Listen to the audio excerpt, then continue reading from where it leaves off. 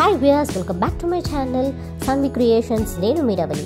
ఈరోజు మన ఇంట్లో చాలా టేస్టీగా సింపుల్గా తయారు చేసుకునే టమాటో మునక్కాయ కర్రీ అనేది చేయబోతున్నాం. ఈ కర్రీ అనేది రైస్కి, రోటీకి, ఇడ్లీకి పర్ఫెక్ట్ కాంబినేషన్.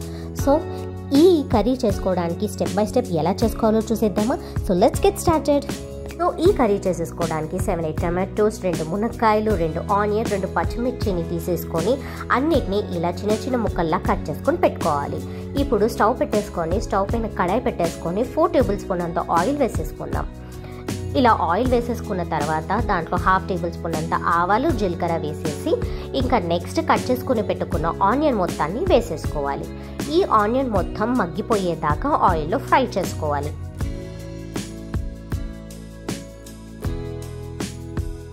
సో ఇలా ఆయిల్లో ఫ్రై అయిన ఆనియన్స్లోకి నెక్స్ట్ ఒక 1/2 టేబుల్ స్పూన్ అంత అల్లం వెల్లుల్లి పేస్ట్ వేసేసుకొని అది పచ్చివాసన పోయేంత వరకు బాగా కలుపుకోవాలి.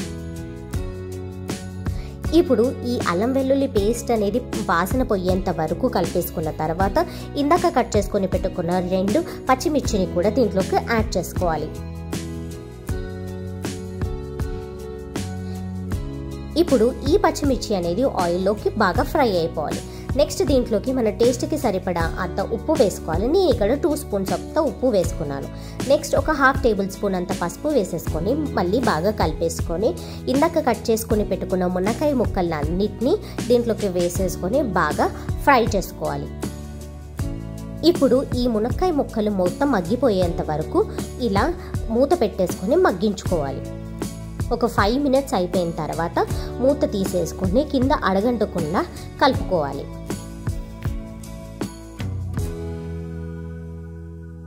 ఇప్పుడు ఇలా మునక్కాయ ముక్కల్ని అన్నీ కలిపేసుకున్న తర్వాత ఇందాక కట్ చేసుకుని పెట్టుకున్న టమాటో ముక్కల్ని కూడా ఇందులోకి వేసేసుకోవాలి. ఇలా టమాటో ముక్కలు అన్నీ వేసేసుకున్న తర్వాత అన్నీ కలిసిపోయేలాగా బాగా కలిపేయాలి.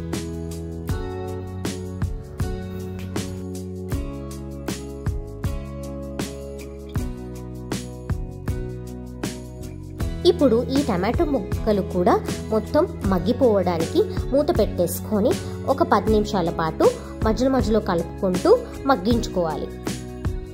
ఇప్పుడు ఈ టమాటో ముక్కలన్నీ మగ్గిపోయిన తర్వాత మూత ఓపెన్ చేసేసి మళ్ళీ ఒకసారి అడగంటకుండా కలుపుకోవాలి.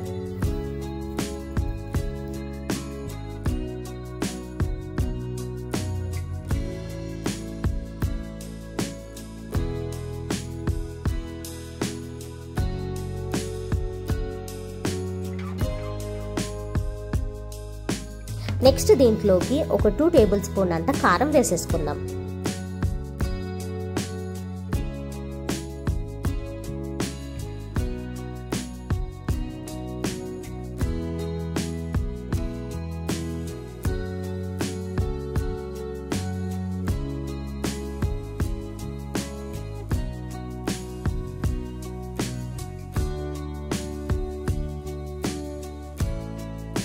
కారం వేసేసుకొని బాగా కలిపేసుకున్న తర్వాత దీంట్లోకి ఒక గ్లాస్ అన్ని వాటర్ వేసేసుకొని బాగా కలిపేసుకొని ఇవన్నీ ఉడికిపోయేంత వరకు మూత పెట్టుకోవాలి. ఇవన్నీ ఇలా ఉడికిపోయిన తర్వాత దీంట్లోకి ఒక 1 టేబుల్ స్పూన్ అంత ధనియాల పొడి యాడ్ చేసుకొని ఈ కొంచెం వాటర్ అంతా దగ్గర పడేంత వరకు పెట్టుకోవాలి. ఇప్పుడు లాస్ట్లో దీంట్లో కొత్తిమీరను జల్లేసుకొని కలిపేసుకొని సర్వింగ్ బౌల్లోకి తీసుకోవడమే.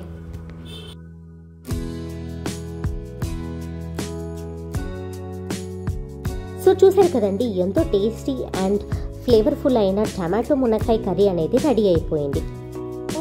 ఇందులో మనం మునక్కాయ వేసాం కాబట్టి దీంట్లో చాలా రకాలైన విటమిన్స్ ఉంటాయండి. Vitamin C, A, calcium, iron and potassium ఉంటాయి.